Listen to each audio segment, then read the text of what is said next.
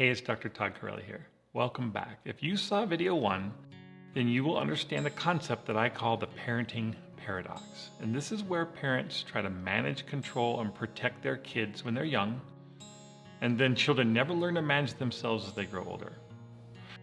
They are protected from the consequences of their choices and therefore never get the gift of learning to make better choices. Their behavior is always guided externally by their parents' expectations rather than internally by their own autonomous sense of right and wrong.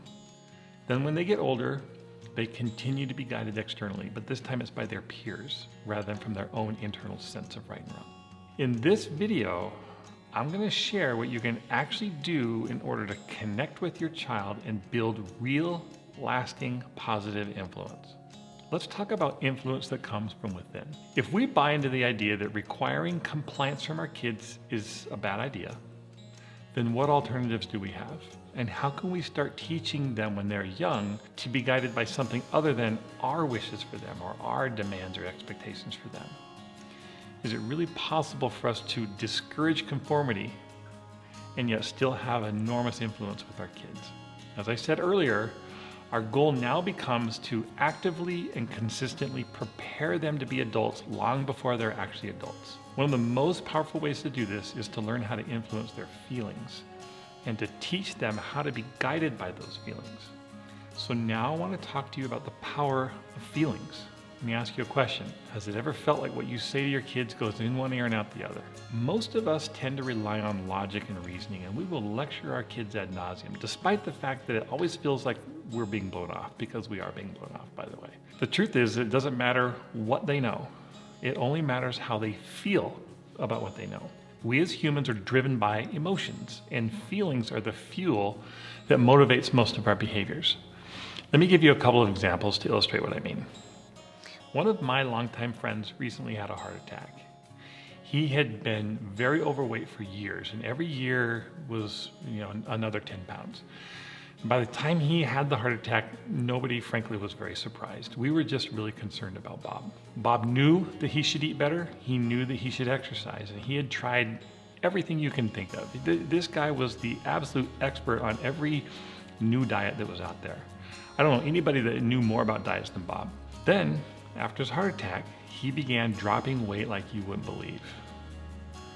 Here's why. Bob had 2 little girls at home, and he adored these kids. And when he had this heart attack, it freaked him out. He did not want to die. He wanted to see these girls grow up. So despite the fact that he had known for years that he should lose weight, and he knew how to lose weight, how he felt about that knowledge changed everything. Let me give you another example to illustrate the power of feelings. Have any of you ever had a teenage son or daughter who brought home a friend that you didn't like?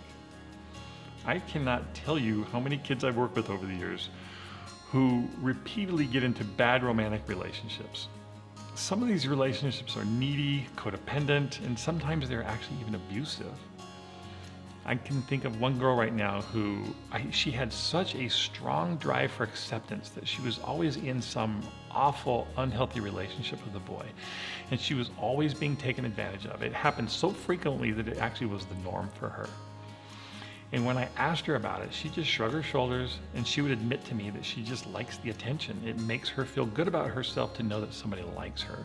Well, her parents complained to me that there was no amount of reasoning that they could do with her, which highlights the fact that what this girl knows doesn't come close to mattering as much as how she feels about what she knows. So feelings drive behavior, and her insatiable desire for validation from boys outweighed everything else. It outweighed any knowledge or reasoning that she had. So from these examples, I hope you can understand how powerful feelings can be as motivators of behavior. I think feelings motivate almost all behavior.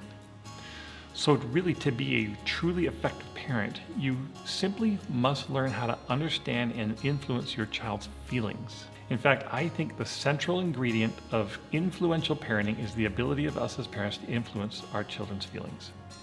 I think words and ideas are okay. They can be influential. Sometimes advice and counsel is okay, but nothing is more powerful than feelings. So now I want to introduce you to a powerful way to influence your child's feelings about what he or she knows. And this is ultimately a teaching tool that will maximize your influence with them.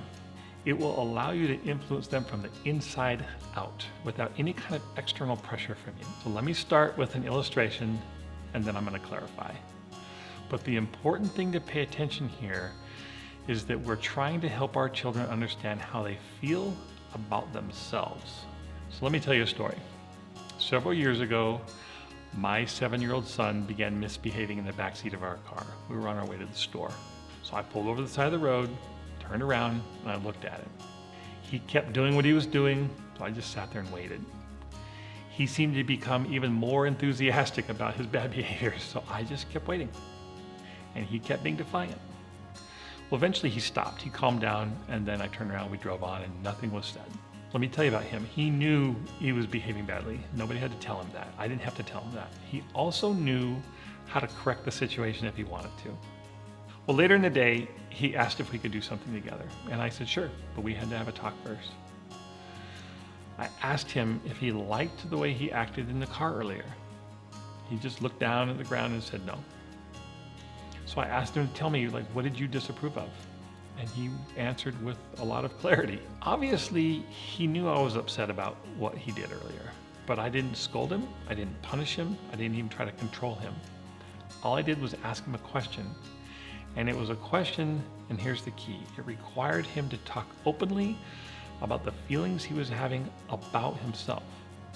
So asking him was actually a way of encouraging him to be more aware and to be more responsive to his own self-evaluative thoughts and feelings rather than my feelings were. So when you do this with kids often enough, they gradually start to rely on their own self-control, and they need less and less external control. But before this self-control develops, the child has to learn how to recognize how she or he feels about themselves for the things that they do. So now let's talk about this concept of self-evaluative thoughts and feelings. The idea of self-evaluative thoughts and feelings will probably be new to most of you. Just remember, new doesn't mean it's hard to understand. It's just you're probably not that familiar with the concept. Self-evaluative thoughts and feelings really play a vital role in healthy personal development of almost every kind. But really, most of us tend to ignore them. So let me just start with some of the basics. What are self-evaluative thoughts and feelings? Here's how I would describe that. Somewhere during early childhood, children develop the capacity to notice or observe their own behavior, and they can do it very accurately.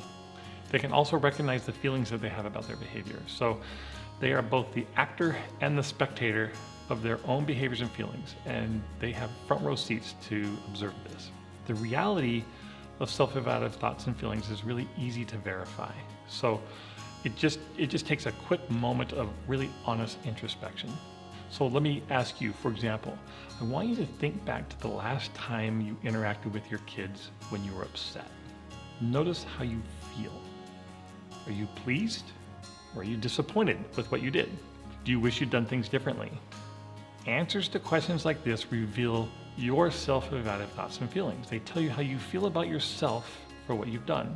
So just like breathing, these self-evaluative processes, they go on automatically all the time.